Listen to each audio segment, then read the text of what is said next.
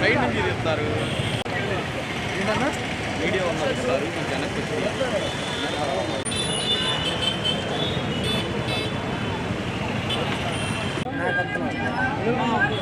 వెనక్కి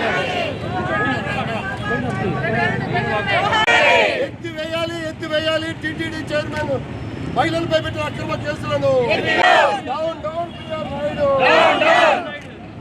down down కూటమి ప్రభుత్వం.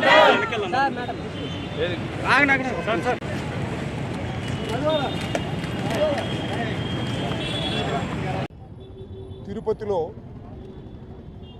టీటీడీ చైర్మన్ బిఆర్ నాయుడిని రాజీనామా చేయమని డిమాండ్ చేసినందుకు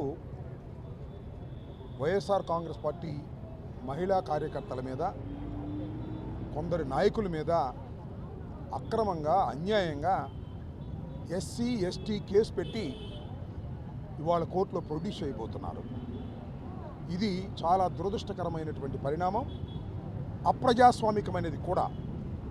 దానికి నిరసనగా ఈరోజు రాష్ట్ర వ్యాపితంగా అన్ని జిల్లా హెడ్ క్వార్టర్లోనూ వైఎస్ఆర్ కాంగ్రెస్ పార్టీ తరఫున నిరసన తెలియజేసేటటువంటి ప్రక్రియను మేము ప్రారంభించాం. ఈ రాష్ట్రంలో ఏ సమస్యలు లేనట్టుగా ఒక కృత్రిమమైన సమస్యను చంద్రబాబు నాయుడు గారు తీసుకొచ్చారు. అదేమిటంటే లడ్డూలో కల్తీ కలిసిందని. ఆధారాలు లేవు, నిరూపణలు లేవు, గాలి పోగేసి చంద్రబాబు నాయుడు గారు పవిత్రమైన తిరుమల తిరుపతి దేవస్థానపు ప్రసాదము లడ్డూలో పంది కొవ్వు, మాంసపు కొవ్వు, చేప నూనె కలిసిందని, దానికి వైఎస్ఆర్ కాంగ్రెస్ పార్టీ బాధ్యులని ఒక తప్పుడు ప్రచారాన్ని చేయటం ప్రారంభించారు. అది చివరికి అనేకమైనటువంటి దుష్ఫలితాలకు తావు తీస్తున్నటువంటి అంశం మీ అందరూ చూస్తున్నారు. దీనిలో భాగంగానే బిఆర్ నాయుడు గారు, ఆయన పెద్ద భక్తుడేం కాదు, ఓ TV5 అధినేత. TV5 చంద్రబాబు నాయుడు గారికి ఎన్నికల్లో ఊడిగం చేసిందని ఆయనకి పవిత్రమైనటువంటి తిరుమల తిరుపతి దేవస్థానపు చైర్మన్గా వారు నియమించారు. నియమిస్తే ఆయన మీద వచ్చిన ఆరోపణలు మీరు చూశారు కదా. ఈ మధ్యకాలంలో అన్ని టీవీల్లోనూ సోషల్ మీడియాలోనూ ఆయన చేసినటువంటి అకృత్యాలు, ఆయన చేసినటువంటి లైంగిక వేధింపులు తీవ్రంగా ప్రచారం జరిగింది. ముందేమంటాడు, ఇదేమో మార్ఫింగ్ అన్నాడు, తర్వాత ఏమో దీనిలో ఏముంది తప్పేముంది అన్నాడు.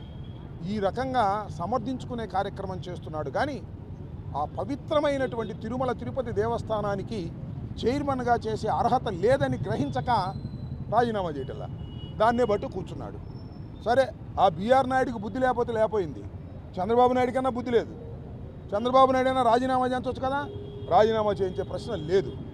మొత్తం టోటల్గా తిరుమల తిరుపతి దేవస్థానాన్ని అపవిత్రం చేస్తున్నారు చంద్రబాబు నాయుడు గారు.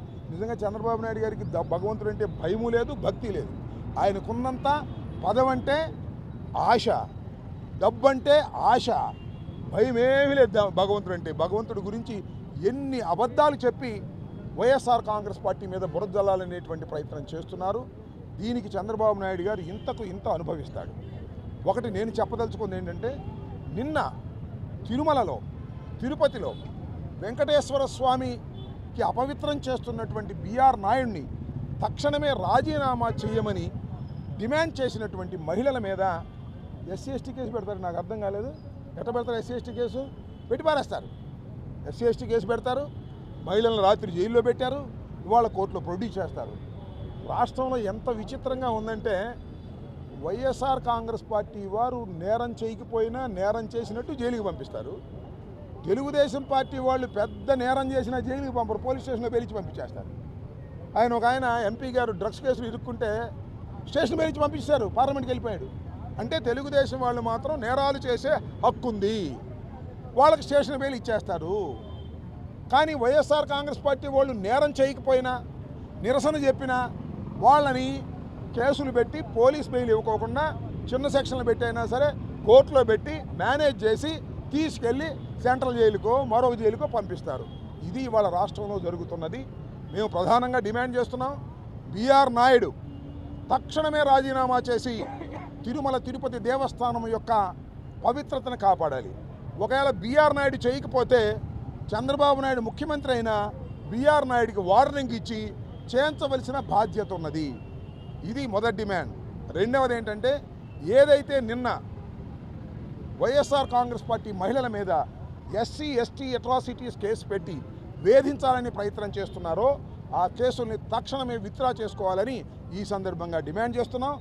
ఈ సందర్భంగానే దాన్ని పురస్కరించుకుని ఇవాళ పెద్ద ఎత్తున రాష్ట్ర వ్యాప్తంగా నిరసన కార్యక్రమాలు తెలియజేసేటటువంటి ప్రక్రియను ప్రారంభించాం. దానిలో భాగంగానే గుంటూరులో అంబేద్కర్ స్టాచ్యూ దగ్గర నాయకులు అందరూ, కార్యకర్తలు అందరూ కూడా, అందుబాటులో ఉన్న అందరూ కూడా తక్షణమే డిమాండ్ చేస్తూ ఆ కేసులు ఎత్తివేయాలని ఇవాళ నిరసన తెలియజేయడం జరుగుతుంది. ఓకే.